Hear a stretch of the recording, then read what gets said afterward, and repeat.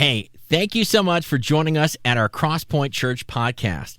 Now, if you're new to our podcast or maybe new to our church in general, we're just a bunch of messed up people who don't have it all together, running after a heavenly leader who loves us and meets us right where we are. We hope this message encourages you, builds your faith, and strengthens your confidence as you continue down this journey of what it means to know and follow Jesus. Enjoy this message. So fun. Hey, friendly reminder, we're coming up on that fifth Monday. And if you find yourself resonating with some of that, feeling some of this like, oh no, a year is a long time, then you are in the right place today. I'm so excited that you are here in the room or tuning in with us online. Can we make some noise to show some love to those who are joining us, Crosspoint Online? We see you on the other side of the screen. And hey, over the last couple of weeks, we've been in this series that we're continuing today about happiness, about what does it really look like and how do we get there? Not in a do everything better, find the right resolutions to fix our lives right away kind of way, but in a deeper, lasting way. And I hope that what you've found, if you've been tracking with us through this series, what I found to be true is that what we've been talking about really provides a helpful antidote to some of that energy that is just all around us and that conversation that we're hearing with this New Year's resolution energy. So that's where we're headed today. I'm so excited. My name's Abbie, by the way. If we've not met, super thrilled that you have decided to join us for Crosspoint this weekend. And we're going to get ready to dive right into it. But first, I'd love to take a minute. Let's pray. God, thank you that you are here in the room, in whatever room we find ourselves today. And God, I believe that you have something for each one of us. And so would you help us to be open to the things that you might want to show us, to the ways that you might be inviting us to step into deeper purpose, deeper joy. May we hear what you would have us to hear today. Amen. All right, so today we are going to be exploring one of the most counterintuitive ideas when it comes to happiness. In fact, if you have this idea is so counterintuitive that if you have not experienced this before, you might not believe what I am about to tell you.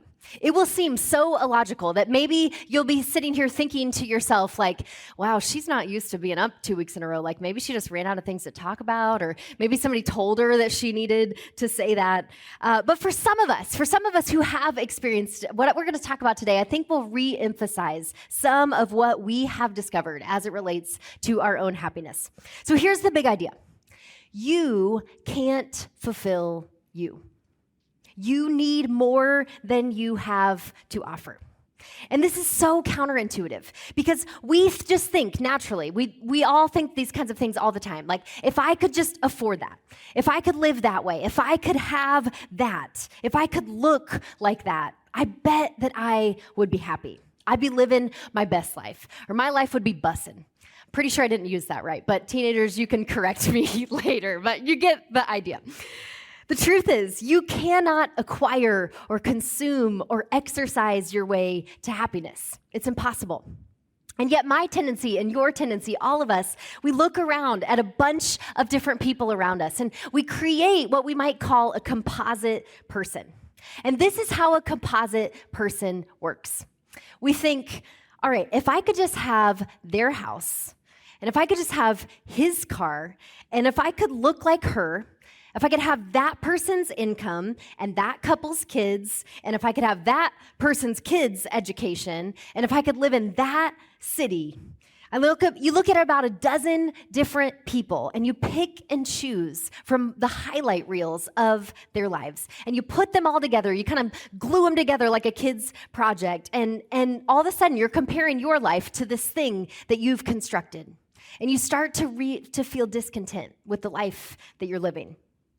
Now, if you really think about it, there's probably not a person that if you could, you would push a button and suddenly be them. Like sometimes I think like it'd be really cool to be Simone Biles and be such a boss, but then I'd have to be shorter than I already am, and we're not doing that. Whenever we like really think about the wholeness of another person, we probably don't want to trade completely with them. You probably wouldn't want to push a button and suddenly have their parents be your parents, or push a button and lose your kids and have to take on their kids. When all things are considered, there likely is no one that you would want to trade places with completely and give up everything that's true about you. But there are tons of people that we would like to pick and choose from their life, right? We all do this. We think, I wish I had that. I wish I looked like that. I wish I could fit into those. And we create this composite person. And we compare our worst moments to this manufactured person that doesn't even exist. And then what happens is, without meaning to, we find ourselves getting a little bit too focused on becoming something that we're not. And I'm all about self-improvement. I'm all about exercise and discipline. But when you become consumed with you, no matter how much progress you make, no matter how successful you are at it, you will become or continue to be unhappy. Because do you know what you call a composite person? You call it Frankenstein. That's what Frankenstein is. See, a composite person is a monster. At the end of the day, even if you are successful at becoming this composite person that you think you want to be, you still aren't going to end up with the happiness that you think that you're grasping for. Because the truth is, you cannot acquire, you cannot consume, you cannot exercise your way to happiness. But here's the thing that you might have a hard time believing. Honestly, if I just think about it at face value, I have a hard time believing. You may not be able to acquire or consume or exercise your way to happiness, but you might just be able to serve and volunteer your way there. Now, before you get up and leave, before you switch to a different podcast and just lay on me some sort of agenda that I promise you I don't have today, I want you to stay with me for a minute. Think about it, because this really is an amazing thought. And some of you know this because you've experienced it. You've lived this. If you don't believe me, you can check it out when you get home. And what you'll find is there is research after research after research all over the world from lots of different cultures, all asking questions like this. Is there a connection between happiness and selflessness? Could there be a connection between health and selflessness and volunteering? And what you'll discover is that so many projects have come to the same conclusion, that there is a connection, and it's not covert, it's overt, between people's happiness and health, between their willingness to be selfless and their satisfaction with their lives. For example, the University of Chicago did a study where they asked the question, what are the most fulfilling jobs or careers?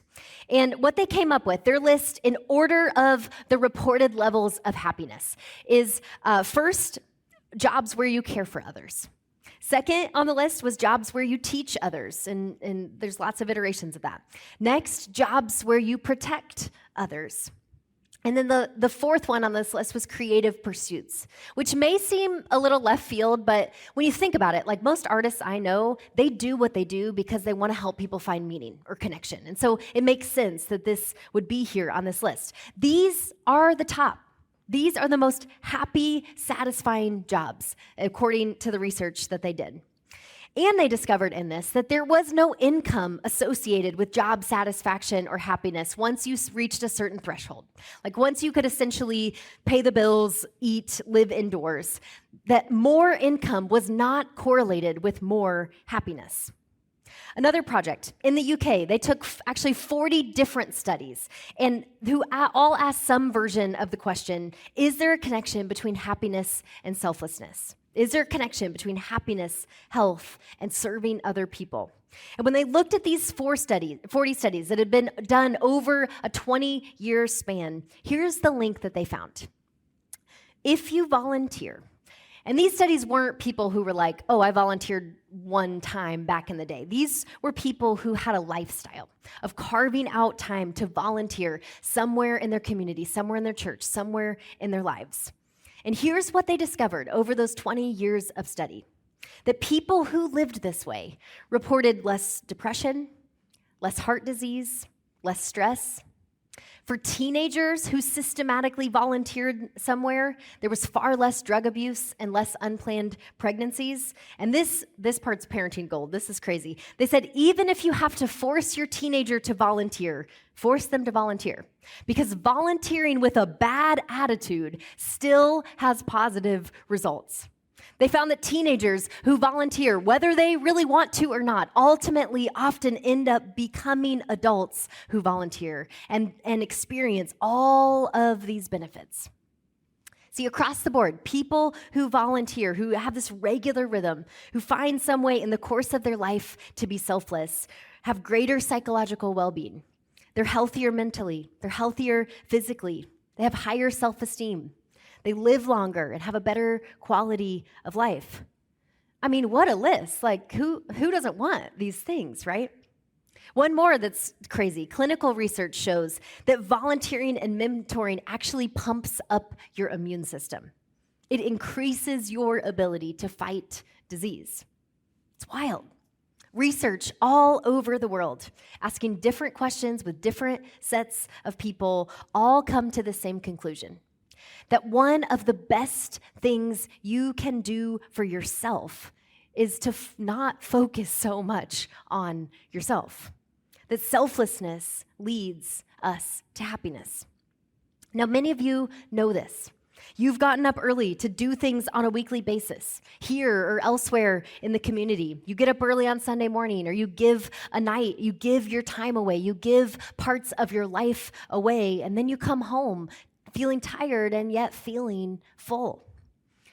And have you ever stopped to ask yourself in those moments, how can that even be?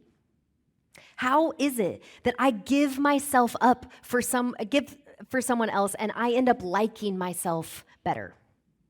How can emptying myself actually fill me up? Why am I happier when I'm doing something for someone else rather than doing something for me? It doesn't make any sense. And that's why most people don't experience this. They don't try it. They don't live this way because it doesn't math in our heads.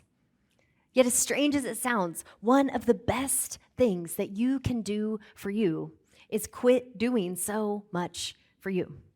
And one of the best things that you can do for your family is to go out and do something for someone else's family. One of the best ways to get filled up is actually to pour yourself out. How can this be?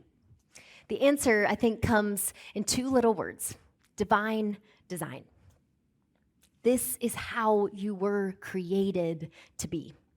See, you were created by God to live with open hands, to embrace all those New Testament one another's, love one another, care for one another, serve one another, forgive one another, be there for one another, carry each other's burdens. This is the kind of life you were made for. Now, here's the thing. Selfishness, like the opposite of selflessness, nobody has to teach us that, right? Any of us who have kids know that this is just something we pick up right away on our own. We're born selfish. This comes naturally, but that doesn't mean it's part of your design. See, selfishness is actually a result of brokenness, and it separates us into our own self-centered worlds. Paul, a New Testament author that we talk about a lot around here, he comments on this in one of the letters that he wrote to the Christians in a place called Galatia. He makes an observation about the contrast between two different approaches to living.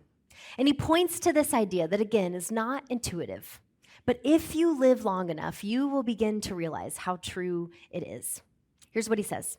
He says it's obvious what kind of life develops out of trying to get your own way all of the time.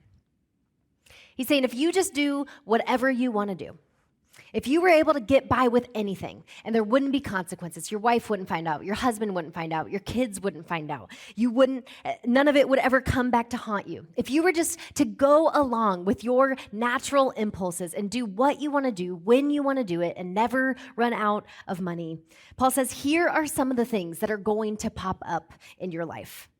He's like, I probably don't even need to list them, but of course, he's like, I'll list them anyways. He says, it's obvious what kind of life develops out of trying to get your own way. repetitive, loveless, cheap sex, a stinking accumulation of mental and emotional garbage, frenzied and joyless grabs for happiness. That's what we're trying to avoid in this series, right? Trinket gods, magic show religion, paranoid loneliness, cutthroat competition, all-consuming yet never satisfied once, a brutal temper, an impotence to love or be loved, divided homes and divided lives, small-minded and lopsided pursuits, the vicious habit of depersonalizing everyone into a rival, uncontrolled and uncontrollable addictions, ugly parodies of community, a fake version of the thing that you're really longing for. I could go on and on. He says, if you're just going to pick up your feet and go with the flow of your natural inclinations, this is what it looks like. And there's a lot of words in this list, but they all boil down to this. This is pleasure at someone else's expense. See, when you give in to selfishness, it is pleasure at someone else's expense. Someone always pays, even if you don't get caught, even if it doesn't come out, even when no one holds you accountable. The truth is somebody suffers. Because all of these things are associated with appetites. And the thing about appetites is that they're never fully or finally satisfied. Because what happens when you feed an appetite? It grows. Paul says, when you give in to whatever you want, as hard as you might try to fill yourself up, it will leave you wanting more. Because you're feeding an appetite that is never going to be satisfied, whether it's an appetite for sex or stuff or recognition or getting the credit that you're due. Whatever it is, it will keep growing. But then Paul contrasts this list with another one. He says, on the other hand, the fruit of the Spirit. Now, this is a phrase like maybe once upon a time you heard in summer camp, but here's what this means.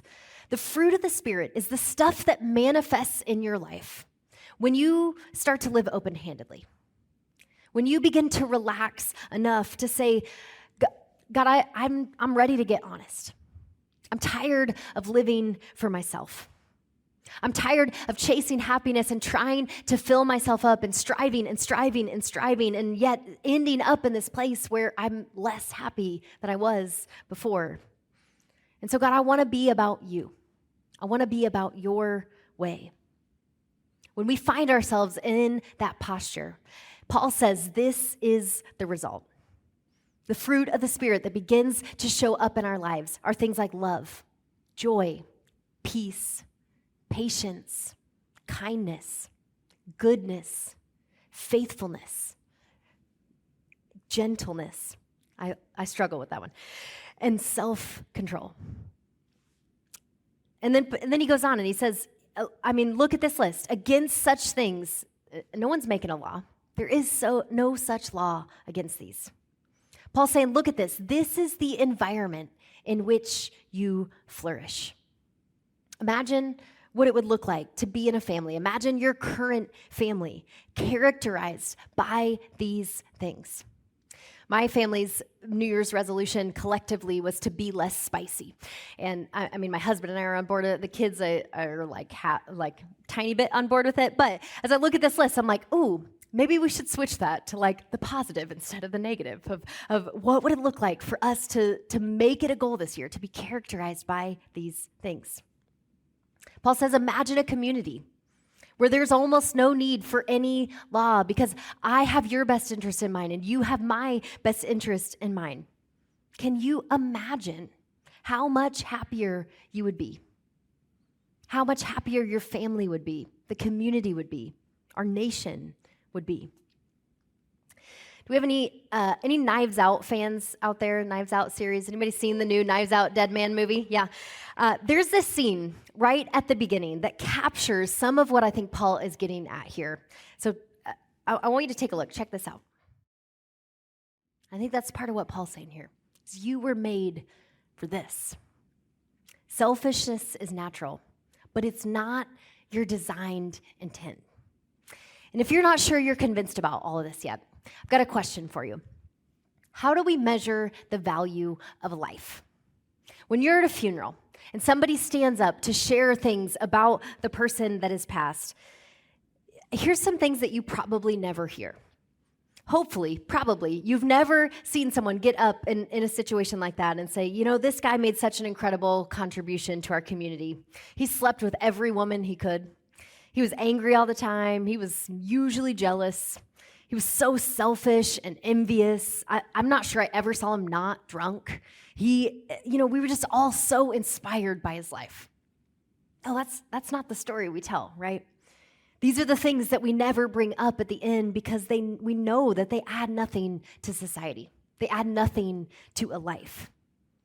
And yet every single day, I'm tempted, just as you are, to get up and try to consume all of my time and all of my energy in this attempt to be happier, to be more fulfilled, to buy into the things that people tell us will get us there. How do we measure the value of a life? We know that the value of a life is always measured by how much of it was given away. This is what we celebrate at the end. This is intuitively what we know is most valuable, that giving your life away is what makes you great. When a person finds a way to give a portion of their life away, when they live selflessly, we look at them and we say, that was a great man. That was a great woman.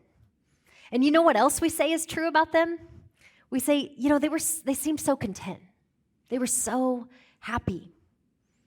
See, somehow they discovered the secret that pouring out is what fills you up. Happy people figure out a way to give their life away. And I don't mean twice a year on something when your work has an initiative. We're talking here about systematically giving your life away, just like you systematically consume, just like you systematically exercise, just like you systematically look in the mirror every day, or if you're my husband, like 25 times a day to make sure your hair hasn't started thinning yet. You've got to find a way to systematically give your life away. Here's another visual that I think is worth remembering. This is a picture of the Dead Sea over in Jordan. And you may or may not know that the reason that we call the Dead Sea dead is because water comes into it, but no water goes out.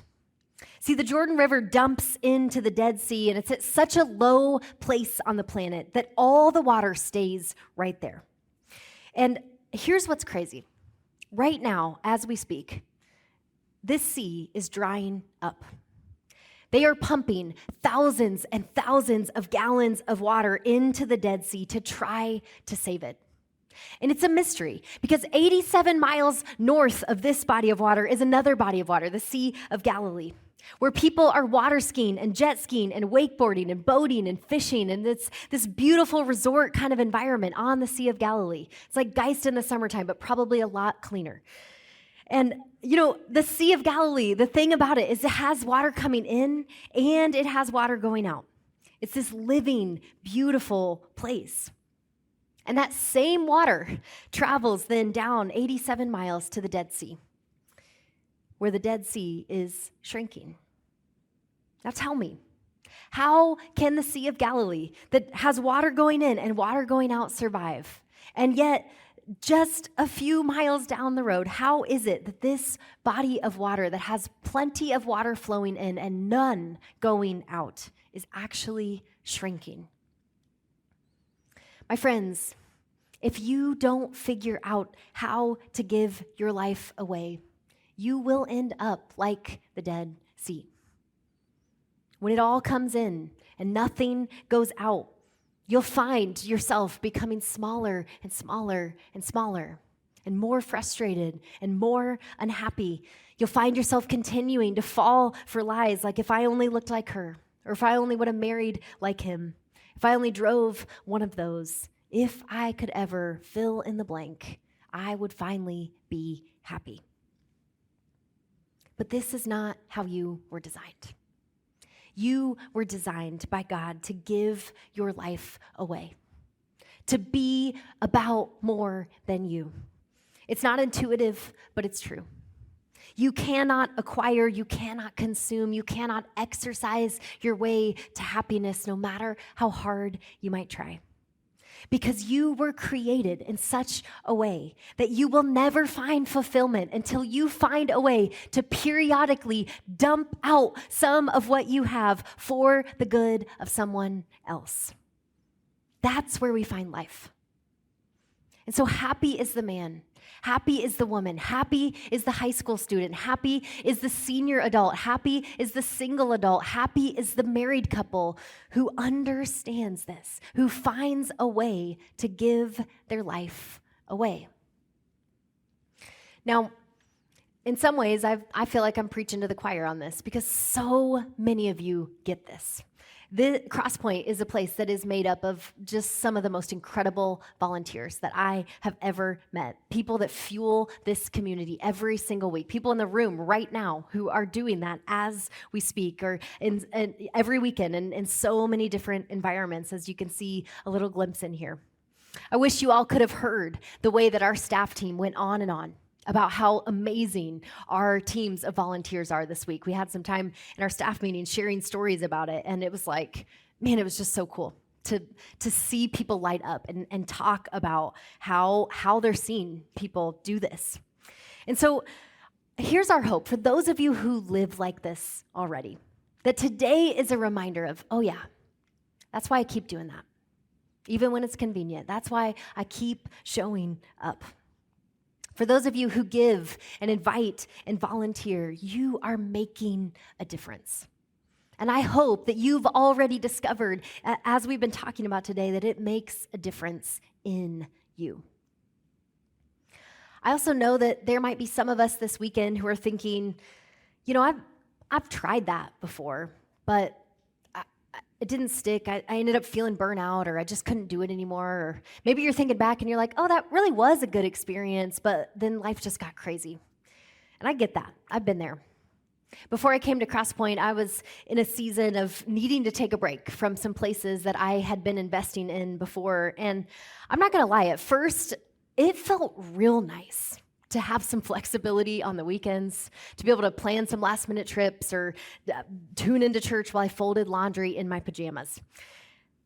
But here's the thing. Eventually, that relief that came with this new flexibility started to fade. And I found myself instead with this feeling of something missing, this itchiness of something not quite right in my life. And so when Kurt reached out and invited me to consider getting involved with CSM, I'll be honest, at first, I wasn't so sure that I was ready to commit. I didn't know if I wanted to give up my Sunday nights. And when I did decide to step in, it took some adjusting to get back in that rhythm. But once I did, once I started to kind of get back in that place of this regular rhythm and started to get to know the students and started to build relationships with the leaders that I got to serve alongside, I was reminded of exactly what we've been talking about. This wild reality that pouring yourself out has a way of filling you up like nothing else can. It doesn't make sense, but it really is true. So some of you today may be in a spot where you're thinking, yeah, I used to live that way. I stepped back a while ago, and I'm sure you had really great reasons for making that decision. But maybe you're sitting here today and you're thinking, yeah, I always thought that I would cycle back. I always thought that I would re-up, but it just never happened. And so perhaps now's the time.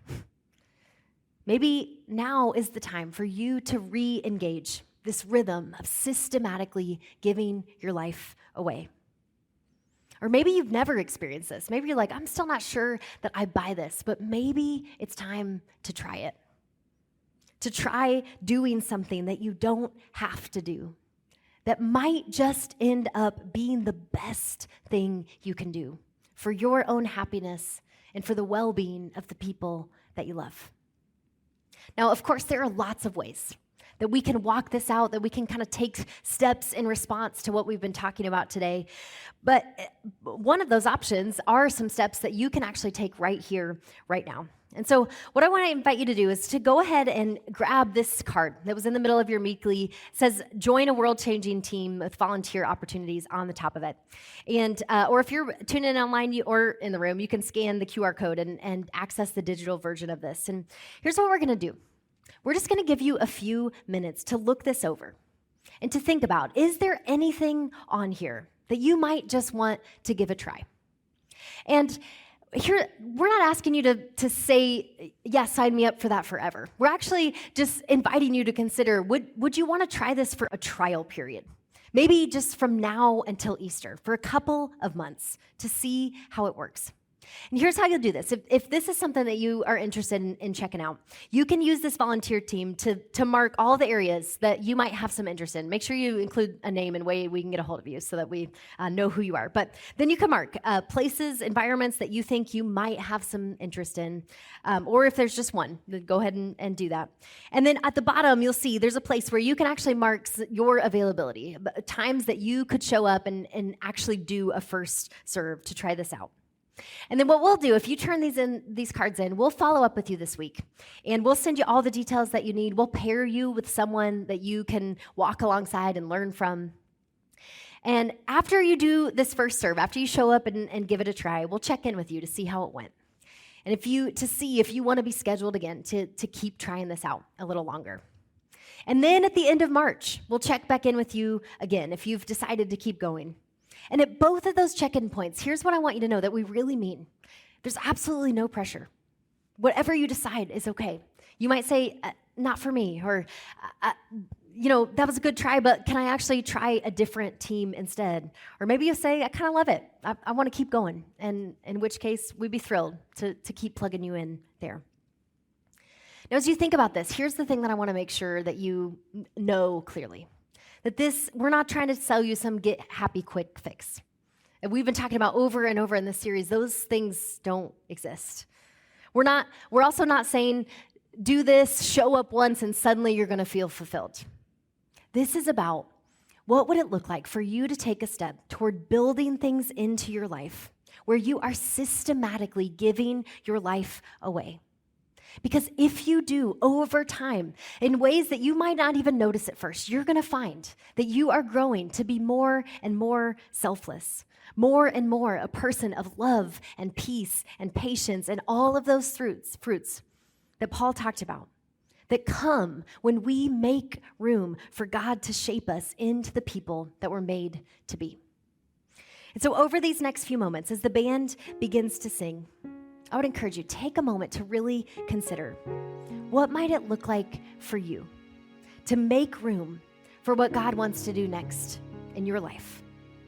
As you look at this card in front of you, is it time for you to try something? Thanks so much for joining us today. Take a moment to follow our podcast on your preferred platform and be sure to download our app to stay informed on everything happening here at Crosspoint. And if you like what you heard today, don't hesitate to share it with a friend that might need to hear it too.